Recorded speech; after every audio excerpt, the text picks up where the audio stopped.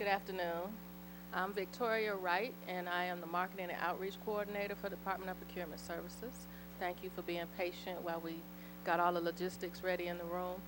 So this workshop is Meet the Department of Procurement Services. Everyone is here for that? Okay. So today we will have all of our managers to talk to you about different areas of Department of Procurement Services.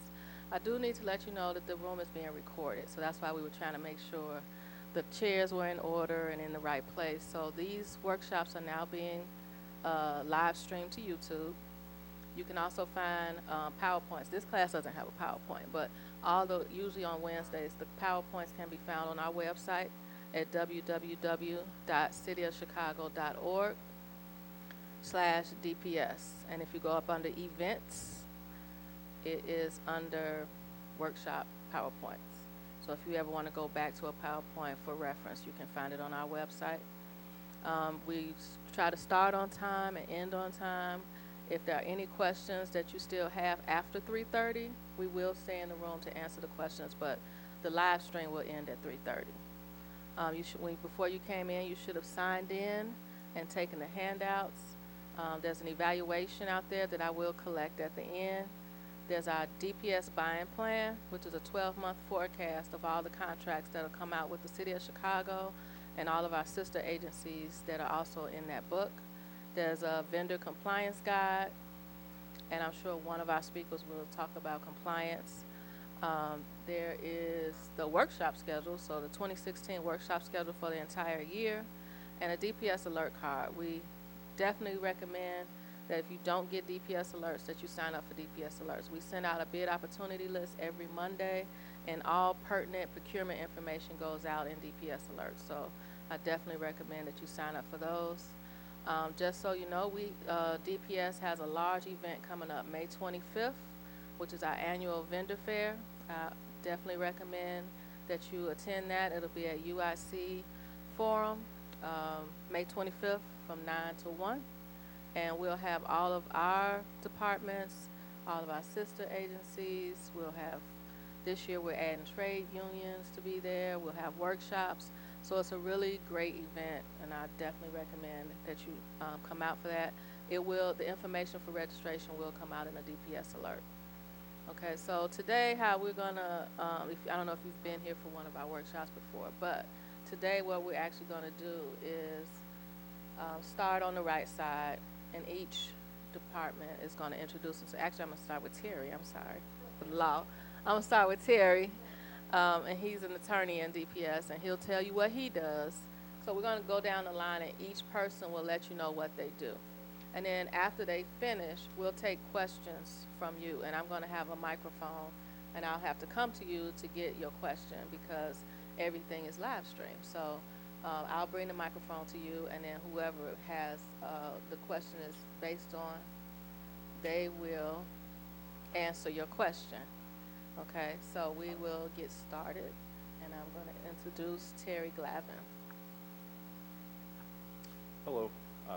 First of all, thank you for coming this afternoon to attend the workshop and taking the opportunity to meet with members of the Department of Procurement Services.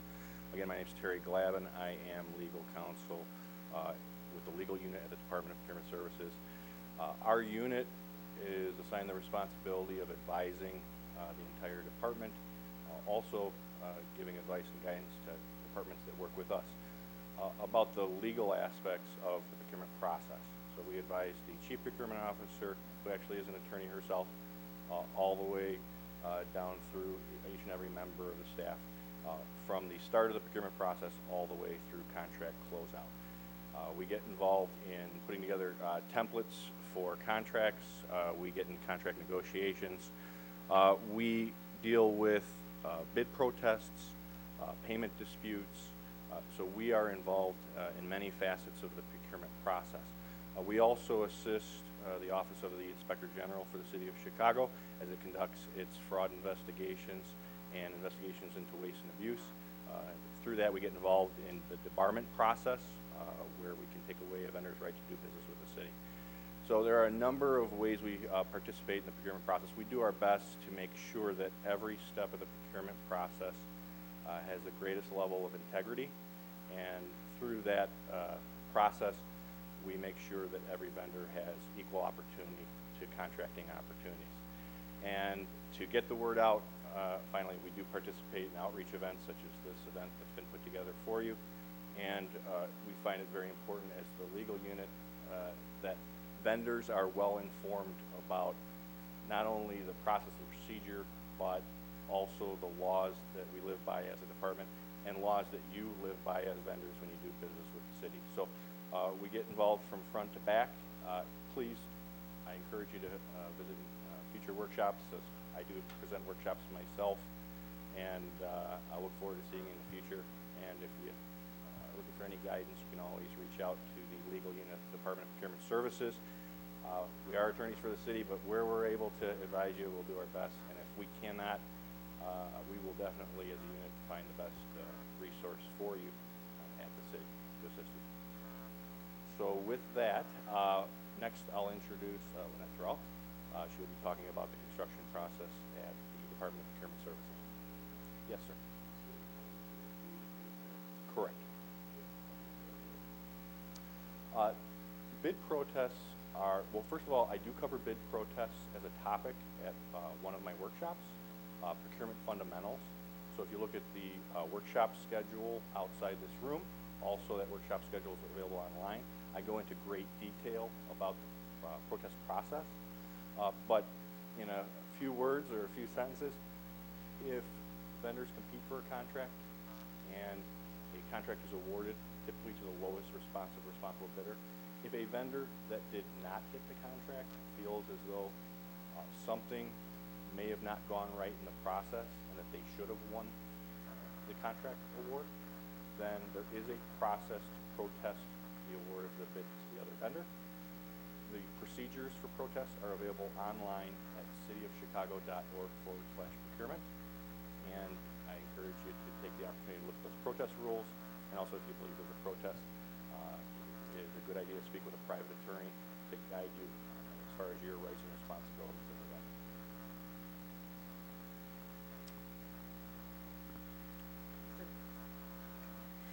Good afternoon. My name is Lynette Terrell, and I am a senior procurement specialist in the construction unit. I am one of the ones who, I don't complain when I see construction projects around the city when our traffic is delayed. The construction unit handles construction projects from as large as bridge construction to sidewalk and streetscape projects. Our construction projects are competitively bid, and what we do, we advertise all of our bids in the Chicago Sun-Times. You will find those advertisements very beneficial to you, as well as DPS alerts.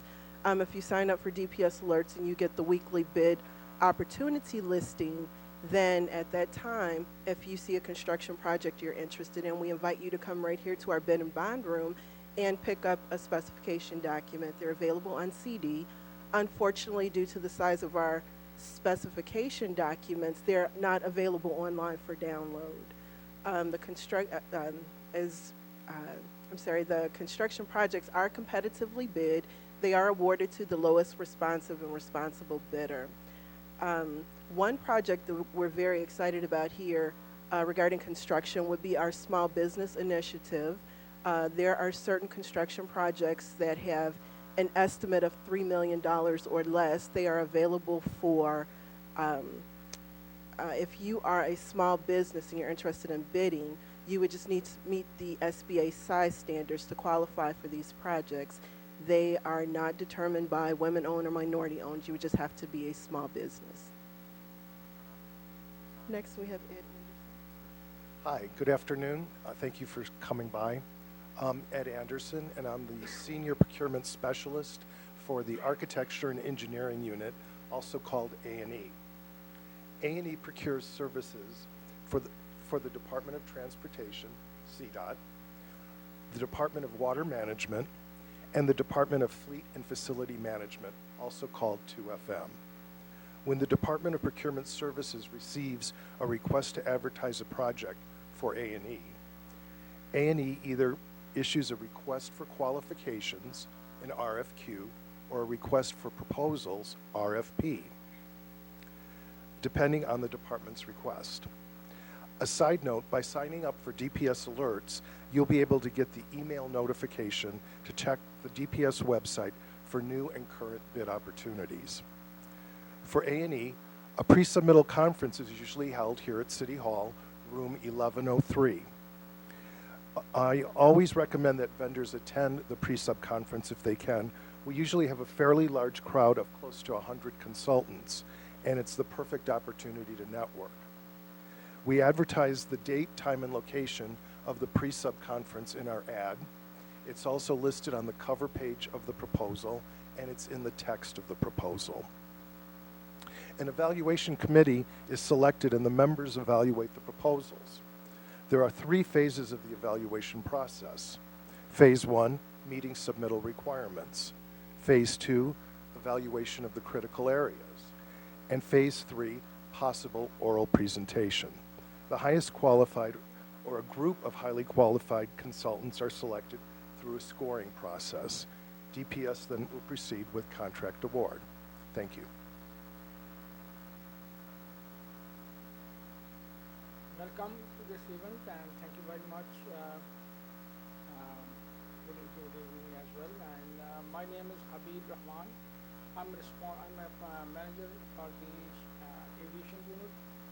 We deal with all types of contracts: construction, work services, maintenance, professional services for architecture and engineering, and construction projects and work services.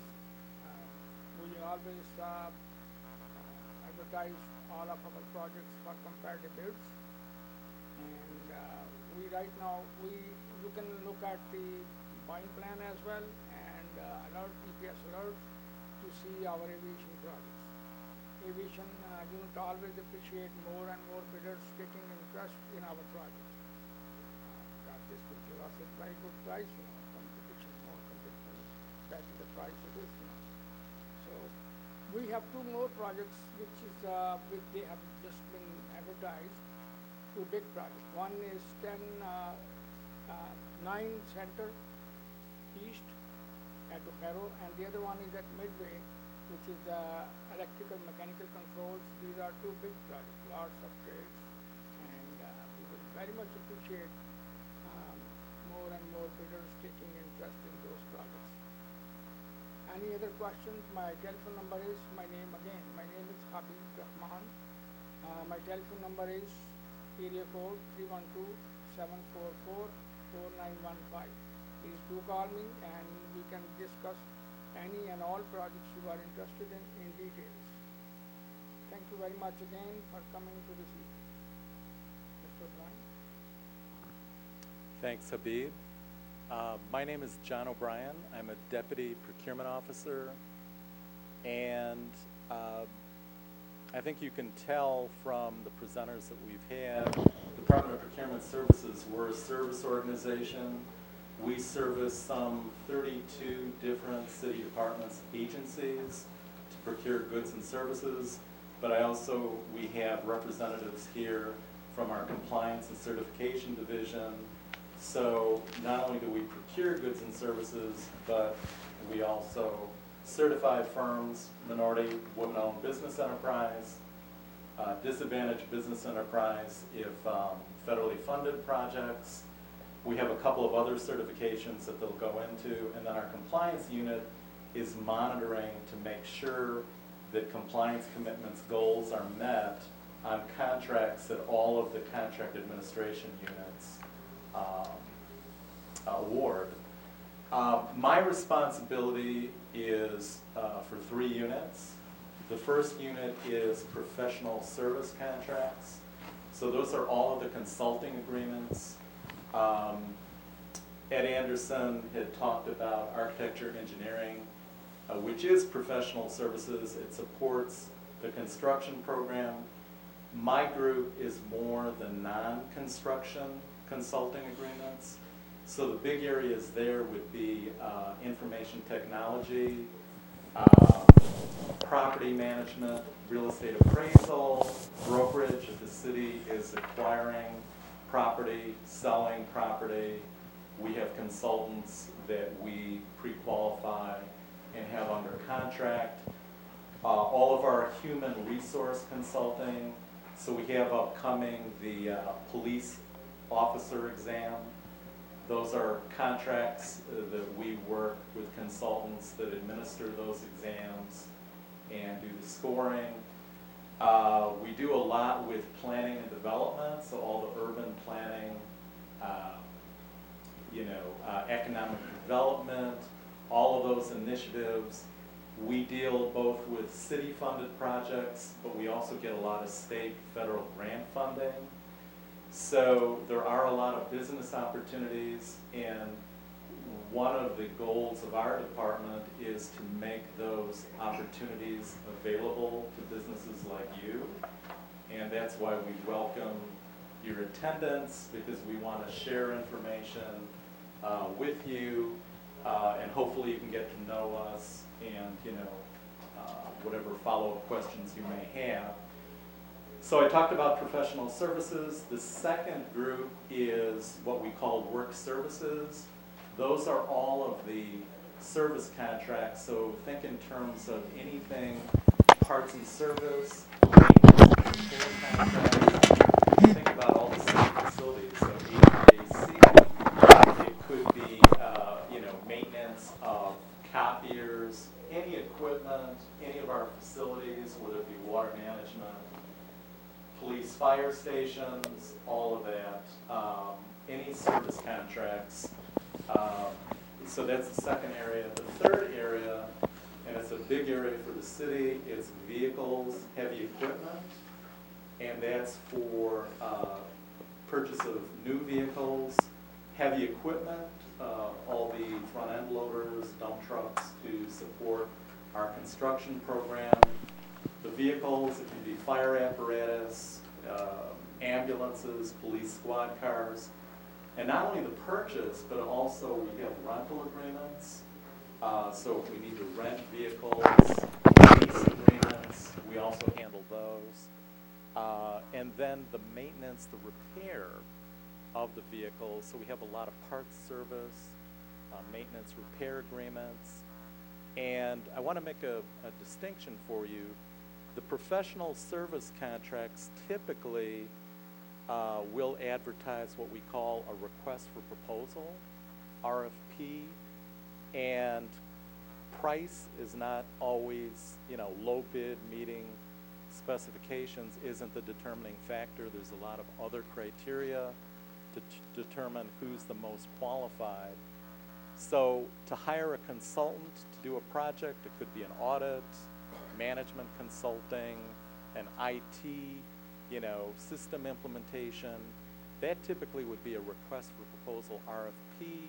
We can always negotiate terms, including cost. The other two groups that I talked about, work services and vehicle heavy equipment, under the Municipal Purchasing Act, those require award to the lowest responsive and responsible bidder. So cost is a big factor in those, and those are competitive bids. They're not RFPs. So when you go out to our website and see postings, the bid, you can make that distinction. It's got to be low bid meeting spec, whereas RFP, there's other criteria. So I want to be able to make that distinction for you.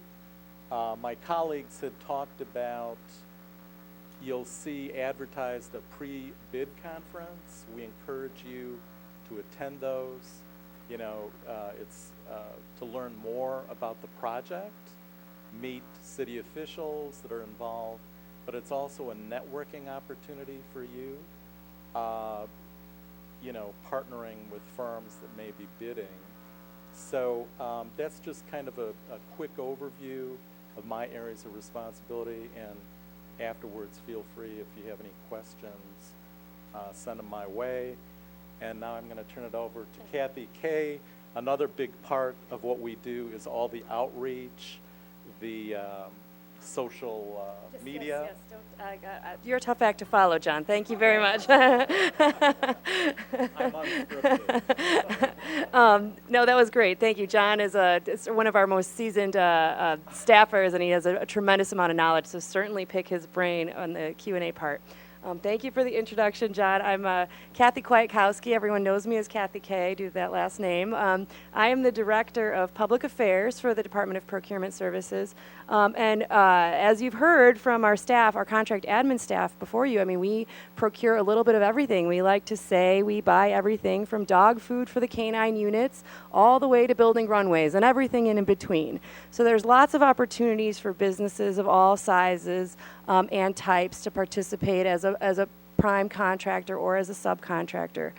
So part of what my job is to be able to communicate those opportunities and some of our programs and initiatives that we have. Certainly, as you've heard today, we try to reach vendors at different stages in the process. We put out the long-range forecast with the buying plan that you all should pick up. On a weekly basis, we email the bid opportunity list, so that's what's real, what's on the street. And just recently, in more recent times, we have launched a social media program. So we are on Facebook and we are on Twitter. And most recently, we are on YouTube, as you all are today, as part of this workshop. So we are communicating whenever something advertises. We'll post it on Facebook and Twitter. You can follow us at Chicago DPS for all of our social media platforms. In addition to communicating in those manners, we also just think it's very important to be available and accessible to the community. So we host or participate in over 100 events annually. And Victoria Wright, who you met of our team, she's primarily responsible for our outreach efforts. So we are out in the communities talking about like what opportunities are there, how businesses can get involved. We host 3 large-scale events, 2 to 3 large-scale events a year. We have a construction summit in the winter, the vendor fair that was mentioned that's coming up on May 25th. And then we've had an event, a financial-based event in partnership with the Treasurer's Office, so there's certainly more details on that to come. But that's something that we consider to be really important, is to be out there talking to folks within our neighborhoods and communities. So we certainly welcome you to come, see us here at City Hall or watch all of our workshops on YouTube, but also to kind of see us in your own neighborhood. And we encourage you to follow us on social media as well as DPS alerts to kind of know where and when we are. Also, as part of my responsibility is the traditional public affairs role, so any kind of interaction that we might have with the media if they have questions about contracting and things of that nature. And I am also the Freedom of Information Act officer for the department. So if anyone has any questions, we have a ton of information on our website. We should teach a class about it, how to navigate the DPS website. But if there's information you cannot find or information that you're looking for from the department, we have just open records. If there's questions, you can always email DPS FOIA, that's DPS FOIA, if there's information that you're looking for, and that's something that we work to handle within 5 business days. So that's just some of what I'm responsible for, and thanks again everyone for being here, and happy to take questions in the Q&A portion. And I'm going to turn it over to James Butler of our compliance unit. Certification to go first before? Okay, then we'll put it over. I'd like to stand. Oh, man. All right, so where do I stand here? All right, good afternoon, everyone. My name is James Butler. I'm the Senior Certification/Compliance Officer in the Department of Procurement Services/Compliance Division. So what we do a number of things, but first things first, we are responsible for reviewing and approving compliance plans that are part of bids for the contracts that all these wonderful people have talked about here this afternoon.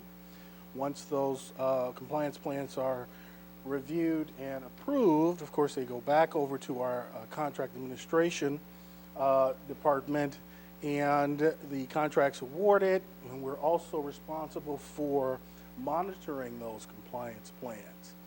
We monitor the compliance plans in a number of different ways. We have internal tools such as our C2 system. I'm not sure if you all are aware of that system, but it's one of the systems that we use to monitor the payments that are made from the prime contractor to all of their subcontractor partners or subcontract partners, okay?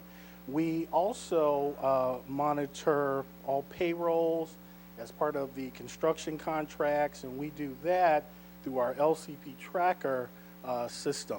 Great system, very interactive, produces reports and things like that.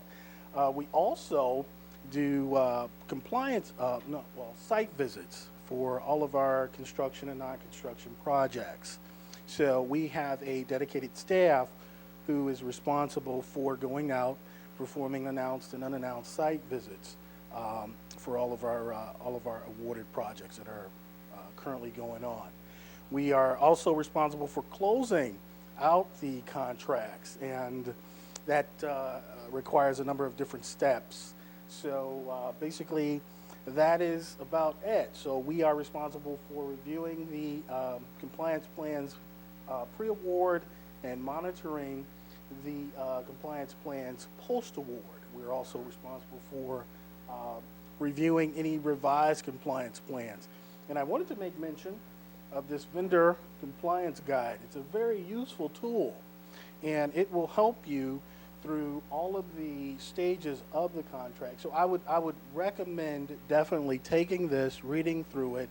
It will definitely talk about all of the programs that we offer here, how to prepare a compliance plan as part of your bid, and what to do post-award if you're awarded the contract, and keeping up to date or compliant with your compliance plan.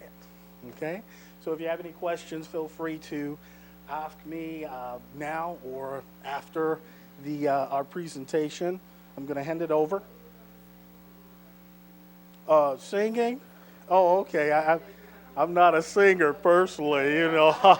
I mean, we can all sing Kumbaya if you'd like. You know, that's great. But I'm gonna hand it over now to Cordell. He's gonna talk about certification. I know everyone's excited about certification. He's gonna tell you, you know, how to get certified and all the nuances of our certification programs. Thank you. Good afternoon.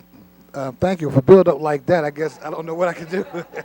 My name is Cordell McGarry, and I work with the Department of Certification and Compliance. I'm a senior officer, and we're involved in the administration of the Department's Supply and Diversity programs, of which there are 5 certification programs that we actually are involved with. 3 of them are local, I call local, and that they're pretty much the brainchild of the city of Chicago, and that would be the Minority Business Enterprise Program, the Women's Business Enterprise Program, and a program for business enterprises for people with disabilities. In addition to those 3, there are 2 other ones, and they're federal programs known as the DBE, or Disadvantaged Business Enterprise Program, and one for airport concessionaires, which is called the Airport Concessions Disadvantaged Business Enterprise Program. A lot of the acronyms, a lot of the alphabets to letters to remember, but we're all focused on the same thing, and that's to give you basically a level playing field in which to participate in opportunities to do business with the city of Chicago. As I'm sure you've probably heard earlier in your presentations, that we do quite a bit of business with the public. We are responsible for the procurement of $2 billion or plus of goods and services for, as Mr. O'Brien mentioned, 32 departments. That's quite a bit of activity, and we want to make sure that some of that activity is afforded to small businesses, so that's why we have programs like this. Currently, we have approximately 2,900 certified firms in 5 programs, and some of those firms are involved in multiple programs. So we're at any given time looking at close to 4,000 certifications coming through our office, which we're responsible for the administration of and the like. In order to qualify for the programs, the basic foundation is that the business is at least 51% owned by a member of a socially or economically disadvantaged class, which could be a woman or a minority, and that business is owned and controlled by those individuals, and that business is certified in a particular area of certification. Some certifications have a duration of 5 years, some are indefinite. Our federal programs are indefinite. Once you're certified indefinitely until such time as you either graduate from the program or are no longer eligible for participation. With our local programs, we generally will certify you for a 5-year term, in which case you can renew after the end of the 5th year. But basically, again, they're all based upon the same foundation, and that's to provide a level playing field for which you can participate in opportunities from anything such as selling dog food to selling trucks. So basically, that's the nature of our programs, and we hope to see you participating if you're interested. Again, my name is Cordell McGarry. My number is 312-744-4900. There we have a staff of approximately 6 people involved in the certification process, so there's always someone available to answer a question, to help you through, navigate through the online application process, and to help you become successful. Thank you. I'm sorry, ladies and gentlemen. You wanna sing, I didn't provide my phone number, my contact information. Again, I'm James Butler, and I'm with the compliance unit. My number is 312-744-2218. You may call anytime.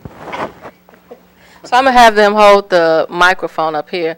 I do want, and we're going to take questions, but I do want you to know that there is a class for almost everything. We have a workshop every Wednesday. So there's a compliance 101 class, there's a certification, how to become certified is every last Wednesday of the month. But almost everything else is done quarterly, but we do how to become certified and doing business with the City of Chicago every last Wednesday of every month. So there's a how to respond to an RFP class. Yeah, it's coming up soon. So there's a class for everything, how to navigate the DPS website. So I do recommend that you take a look at the workshop schedule. And if you want more detailed information that we might not be able to get into today, you should come to the class. So I will take questions now. Anybody have questions? I'm going to take this mic. You're going to pass this one down. No questions? Okay. Who handles commodities? Commodities? That would be Byron Whitaker. Oh, you can pass it down. Byron Whitaker is the manager over the commodities unit. And I can get you his email address afterwards. Or did you have any questions that I could? Not specifically, I was just hoping to meet someone from commodities today. Well, both Lynette and Ed Anderson work with Byron. Byron couldn't make it today. So if you have a specific question about commodities, either one of them could answer for you. Did you have a question? Not specifically, no, just to introduce myself. Okay. All right. Did somebody else have a hand up? Yeah, my question is, with the certifications, did all that, got all the certifications. I made a number of these workshops, and the very first one I made was similar to this. And the top thing that was said was, we want to make this a level playing field, which I made that meeting in July of last year. Made a number of bid opportunities, did all the process, and all I get is we declined at this time. No further information. Just resubmit for another bid or another grant or whatever. It just seems, my question back then was, me being a new minority business, coming into a field that's already stacked against me, how do I get in and make sure it's level? Because it seems that the opportunities don't never, my business will go under before I get a bid or a grant. I don't have the money to sustain me like the bigger entities. So, been doing this, submitted a number of responses, they were talking about the RFQs, and I did a number of all those workshops, vendings, and all that. But yet, as of today, 0. So wait, are you certified already? Yeah. Okay. The certification process, I'm going to let Ms. Kathy King kind of also assist and answer your question. But the certification process is to provide you with the tool to afford you the opportunity to participate. Now, after you've been certified, of course, the bidding process is competitive, but there's also, again, so I can't say that everyone that gets certified will automatically get a contract. But the process, I think, is what you're speaking of in that sense.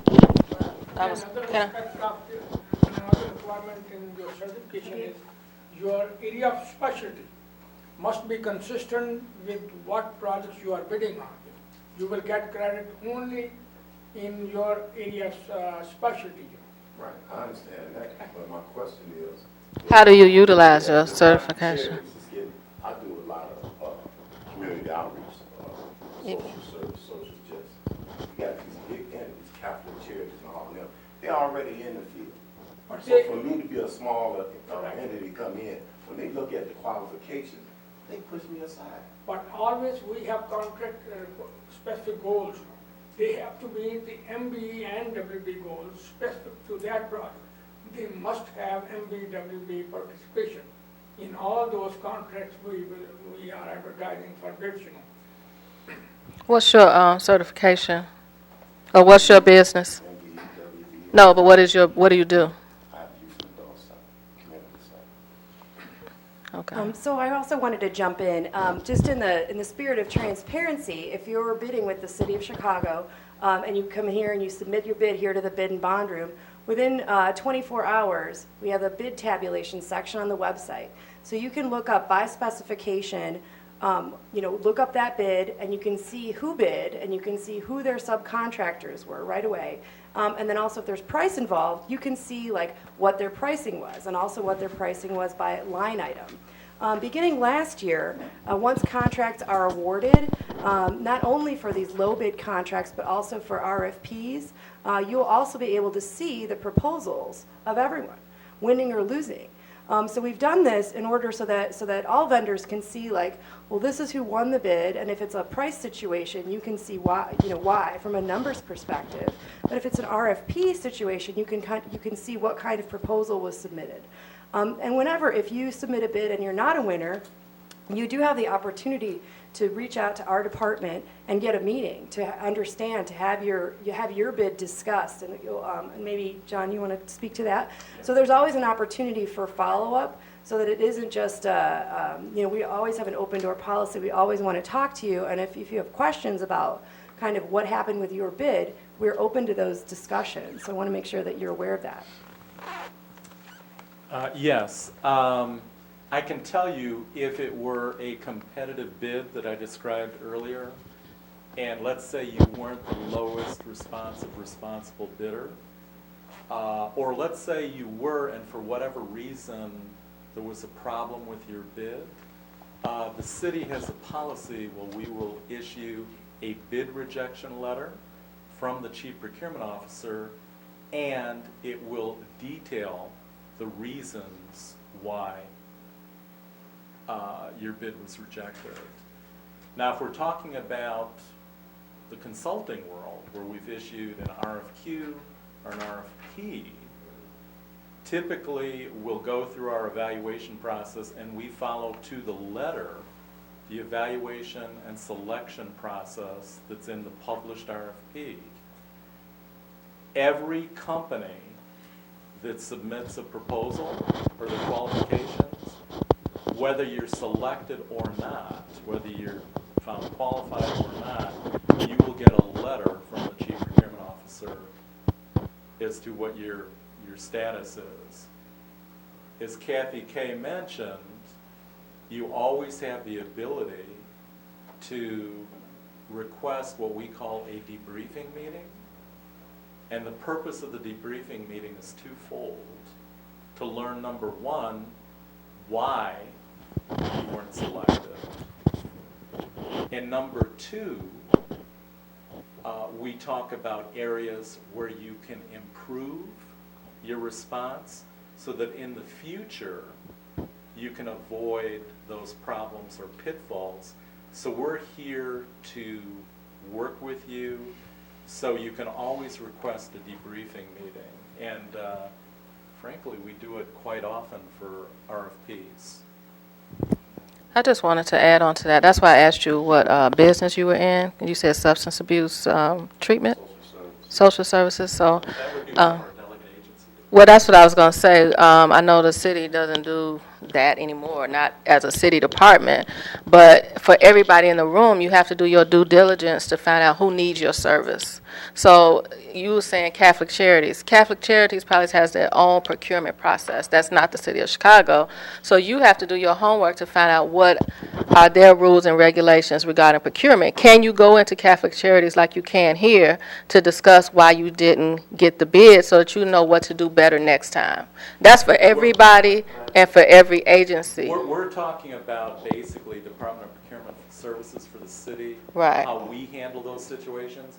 But if it's another agency, you would have to talk with them as far as. What's your question? I was just using them as an example. Oh, okay. I thought maybe you had bid on something with them. Who Department of Children and Family Services here. Family and Special, yeah. I think it's Erlene Woodfield or something. She sends out RFPs all the time. So you could, She has a lot of social service programs that she sends out. Sure. And we So, bid on those, and we qualify. And they asked us all this, and then the only thing we get a response is you were declining. So as Victoria or perhaps John mentioned, this might be like a delegate agency contract, which our department doesn't handle, but happy to talk to you like after class and get you to the right folks to kind of understand what their process is. We know just as a general rule as the city where we want to be able to, talk to our vendors and interface with them and have them understand like what to do better next time, as John said. So happy to kind of talk after and put you in touch with the right folks to understand what their process is too. Because it's kind of confusing with all the different departments, and we handle this, we don't handle that, we do this, then you got to see these people. So when I'm going through this maze of things, I'm running out of money.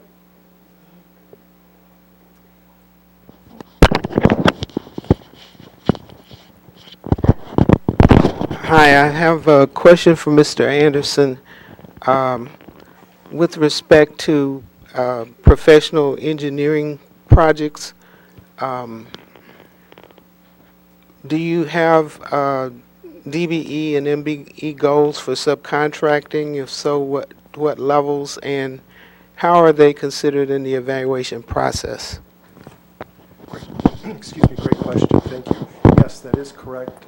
Depending on the scope of services and the compliance plan, that can be included.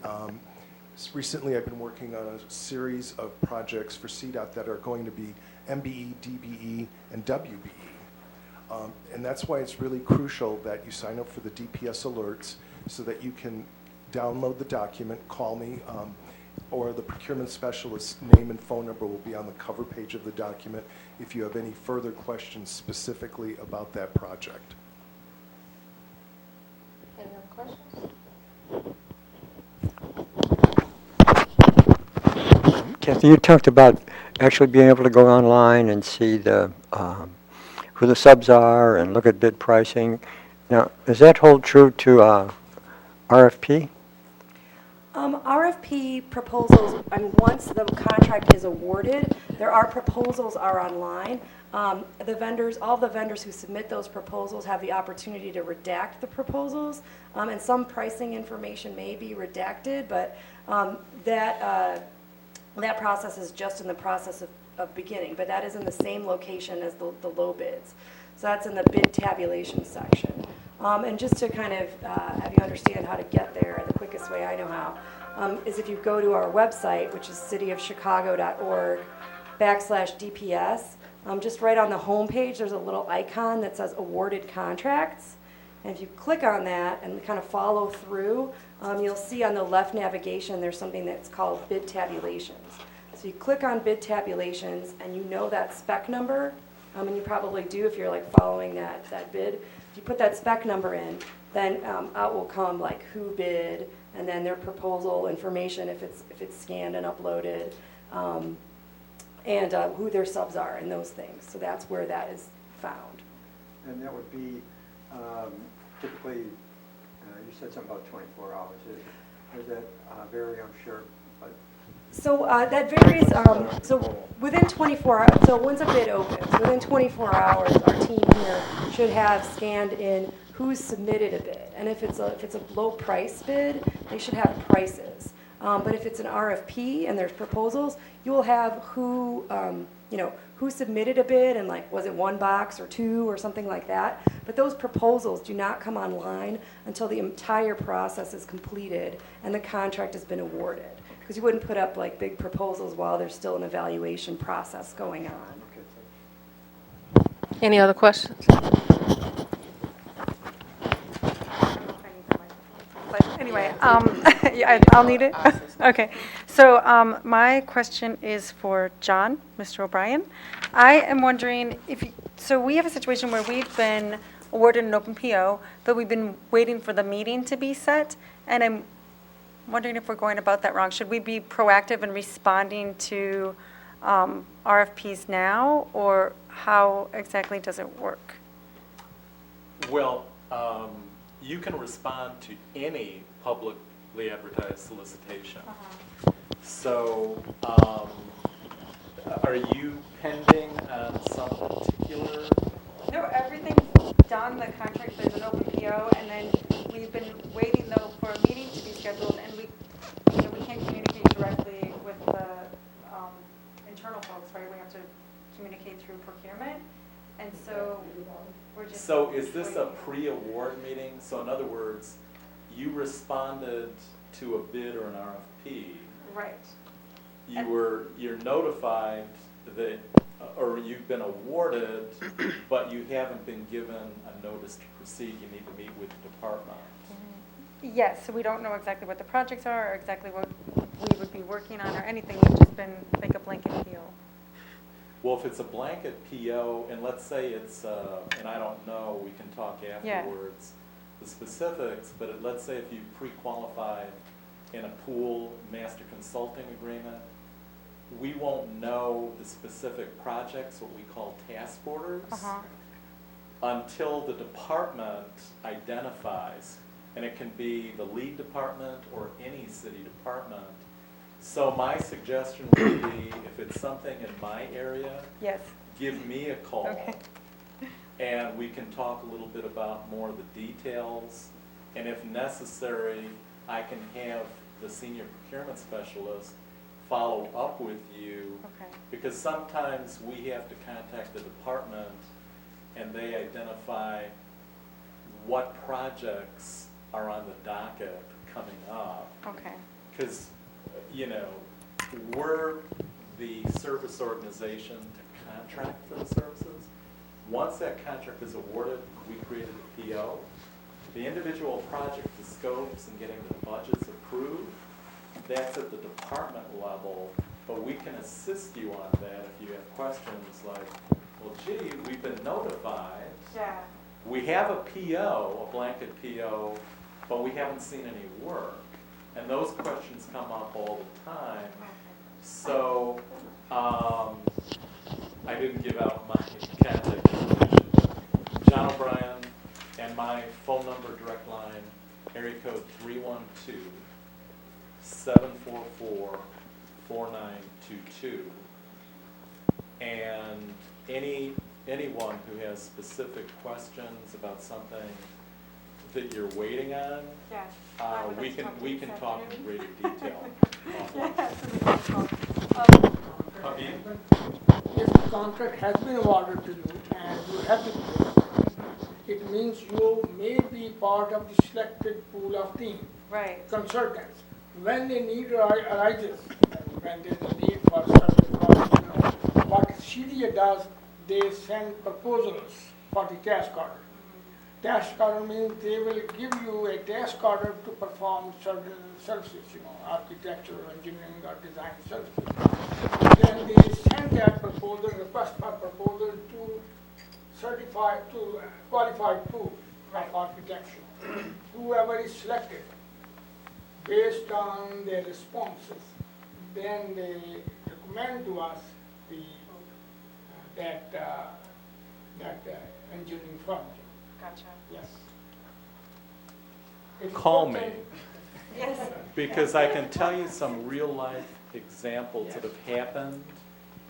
And I've had conversation, Jamie Reed, who's the Chief Procurement Officer, is very proactive on this. She wants us to work with departments to make sure every firm that we've pre-qualified, sometimes the contact person or the email address has changed. Okay. So when you submitted your response, it could be that person has left the company or gone to a different division. It's now a new contact, new email address. And sometimes the department may have a roster that has the wrong contact information for your company. So they're proceeding to do a solicitation, but they're not verifying the Right. contact information. When we become aware of that, we jump all over it. because one of our responsibilities, and it's very important to Jamie, that we make sure that our contact list is current, both person and email address. So that could be an issue that we need to investigate.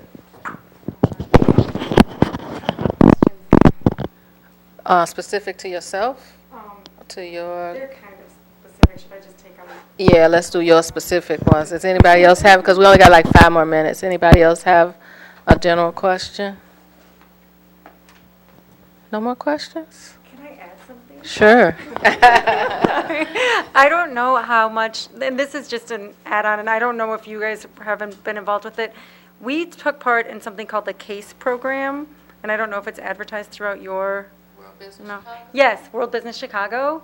And just for, everybody that's here as well, I thought it was fantastic. And if there's other vendors, that are looking to get more engaged, I would recommend the program. Yes. It was really awesome. Well, we do work with World Business Chicago, just like Goldman Sachs, but it's a program that helps small businesses grow their business. So that's what she's telling everybody. So she's recommending World Business Chicago. You can do a Google search for World Business Chicago, and the program is called CASE. And then there's another one too called Goldman Sachs that we actually have a class for Goldman Sachs. So Kathy can talk about CASE, and if you look in the workshop schedule, there's another one called Goldman Sachs. Sure. So as Victoria mentioned, there's a couple of programs that we work with. Goldman Sachs is probably maybe a little bit more an introductory program, and that's, I believe, a 6-week program. That's more of an intensive training for small businesses. The World Business Chicago CASE program exposes small businesses to anchor institutions. So that's our government institutions, such as the City of Chicago, Cook County, CTA is part of it, museums in the parks, so some of our local government agencies, but also anchor institutions in the community like our local universities, hospitals, ComEd. So what this is like, it's like a 3-day capacity building workshop. It's free, no charge to small businesses, and it just provides business skills, but then also most importantly is the exposure to these different anchor institutions and agencies, and just help with understanding how to market your business and how to grow the capacity. So as Victoria said, you can Google World Business Chicago and the CASE program. That stands for Chicago Anchors for a Strong Economy. And the focus here is really to have our government agencies, which we already try to do, but also our local anchor institutions focus on using businesses from within our communities. So that's definitely, thank you for the shout out. It's definitely something to check out. Good job. Well, if there are no more questions, I always wrap up these classes with letting people know that you have to network. You have to come out to the events. We have events. All the agencies have events. Other sister agencies. You can connect to our sister agency sites on our website. So every agency has their own procurement process. We can tell you about the City of Chicago, but people sometimes get confused with Chicago Park District, city colleges. We don't do the procurement for those agencies. So you would have to also go to those websites to find out what opportunities are out there. I always tell people, don't stop with the City of Chicago. You have to go to all the agencies to look for their contracting rules and regs and what they have out for bid. Come to the networking events. We have a trucking company that comes to everything, and she's flourishing now because she has networked. I always tell people, especially when you go to those events, have a good business card that tells what you do. Because I have so many business cards right now from when I'm in events, but when I look at them and I can't tell what the company does, it doesn't help. So your business card should say what you do. If you can do a capability statement, have a capability statement when you go out. You have to network.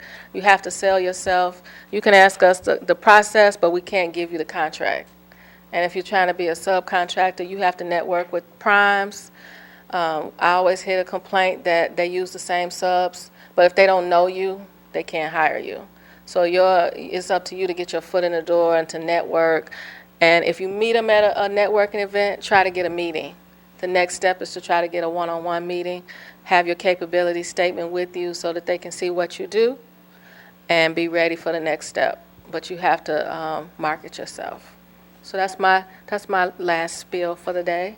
And I'm going to ask you to please fill out the evaluation, and I'll come around and collect it. And then if you all have any more questions, because we do have to, she has to stop the YouTube thing. So if there are any questions, then the staff will be here to answer your one-on-one questions.